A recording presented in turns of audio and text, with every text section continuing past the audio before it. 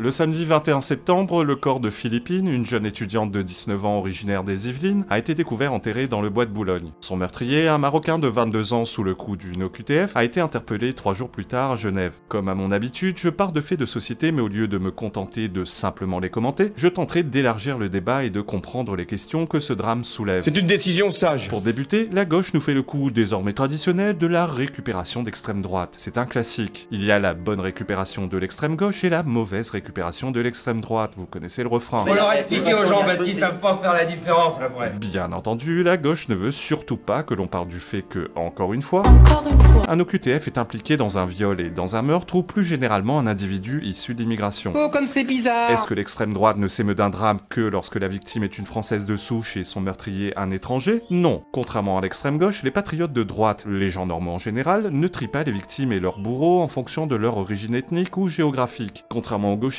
l'indignation des patriotes n'est pas géométrie variable. Ce qui nous fait particulièrement rager ici, c'est le fait que ce drame, comme tant d'autres, aurait pu être évité. Est-ce qu'il n'y a que les racisés qui violent et tuent? Bien évidemment non. Est-ce que l'on peut anticiper tous les risques de viol? Bien évidemment non. C'est un peu compliqué. Néanmoins, dans de nombreux cas, on a la possibilité de faire en sorte que ces drames ne se produisent pas, et c'est le cas dans notre affaire qui révèle à nouveau les failles du système. C'est un peu vachement la faute à la société, tu vois.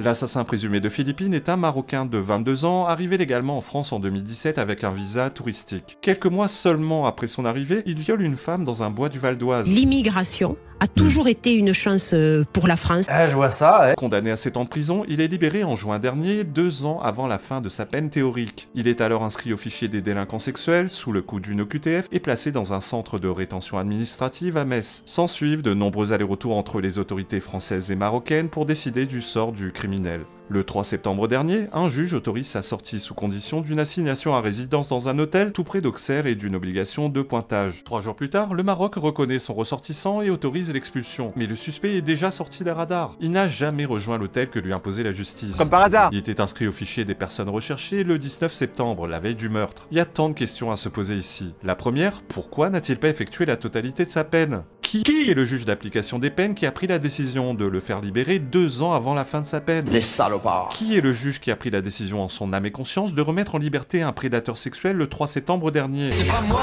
Il est anormal qu'en France, les juges prennent leurs décisions seuls et qu'il n'ait aucun compte à rendre devant la société sur les conséquences de leurs décisions. Dans une société normale, un étranger qui commet un crime sur le sol français ne devrait pas passer par la case remise en liberté, mais directement de la case prison à la case expulsion. Bon, là-dessus, certains préconisent que l'on passe directement par la case expulsion, pour ne pas faire peser sur le contribuable français son maintien en prison. Je suis assez d'accord avec ce point, si tant est que l'on soit sûr que la justice de son pays d'origine se charge de la partie judiciaire et carcérale. Il ne s'agit pas de renvoyer un meurtrier dans son pays sans qu'il ne paie pour ses actes dans aucun des 2 pays. C'est sûr, c'est sûr. Et puis, il y a les boomers gauchistes ravagés du cerveau, comme Véronique. Les Véroniques qui niquent, c'est pas automatique. Oui, personne en dessous de 60 ans ne s'appelle Véronique, faut pas déconner. Eh bien, Véronique nous sort au calme le fameux coup du « Oh non, on peut pas renvoyer un homme dangereux dans son pays car il risque de tuer ou de violer là-bas. » Celle-là, elle m'insupporte tout particulièrement. Tout d'abord, je ne suis pas expert en système judiciaire marocain, mais je mettrai ma main à couper qu'au Maroc, il serait pas resté que 5 ans en prison. Alors, comme la tête de boule ici.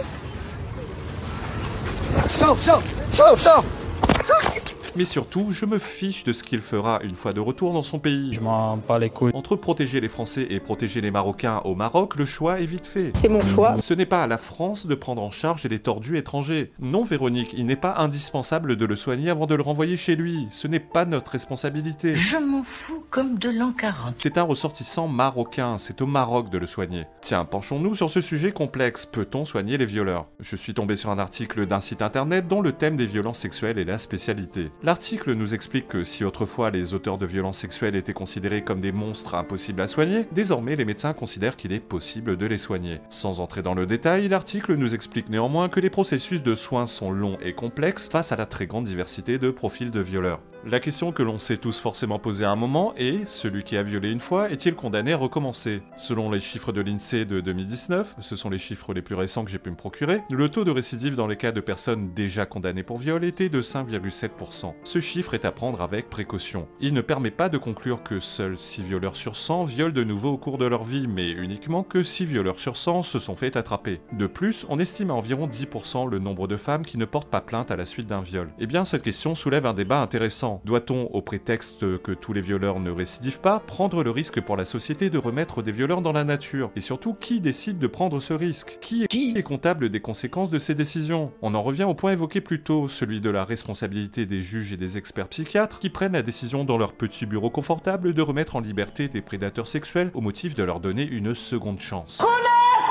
Philippine n'aura pas de seconde chance, elle ne fêtera jamais ses 20 ans. Je suis persuadé que si les juges et les médecins psychiatres devaient rendre des comptes devant la justice lorsqu'un violeur remis en liberté viole de nouveau, ils y réfléchiraient à 2 fois avant de les remettre dans la nature, et les législateurs se pencheraient sérieusement sur une autre solution. On en revient à la question des soins. D'une part, ils sont complexes et il n'y a aucune garantie de résultat. D'autre part, la France n'a ni les moyens ni les effectifs pour mettre une armée de spécialistes derrière chaque délinquant sexuel. Qu'en est-il de la castration chimique? Pourquoi personne ne met ce sujet sur la table? Eh bien, c'est ce que fait l'Italie de Giorgia Meloni en ce moment même. À l'initiative du député Igor Lezzi, l'Italie étudie sérieusement la possibilité d'instaurer la castration médicamenteuse pour les auteurs de crimes sexuels. Si la camisole chimique n'est pas efficace à 100%, elle reste néanmoins la plus efficace connue à ce jour. Vous me direz qu'il y a l'emprisonnement à vie, certes, mais imaginez le pognon que ça coûterait et le nombre de prisons qu'il faudrait construire s'il fallait enfermer à vie tous les délinquants sexuels. Trop de pognon! Vous me direz probablement aussi qu'il existe une méthode plus efficace et moins coûteuse, le sécateur. Sur le principe, cette solution ne me choque pas plus que ça, mais vous savez, ouin les droits de l'homme, tout ça. J'ai vraiment du mal à imaginer une société occidentale mettre en place un jour la castration physique. Pour moi, ce débat est d'ordre philosophique et politique. Que souhaitons-nous privilégier? Les droits des criminels ou les droits des victimes innocentes? D'où venons-nous?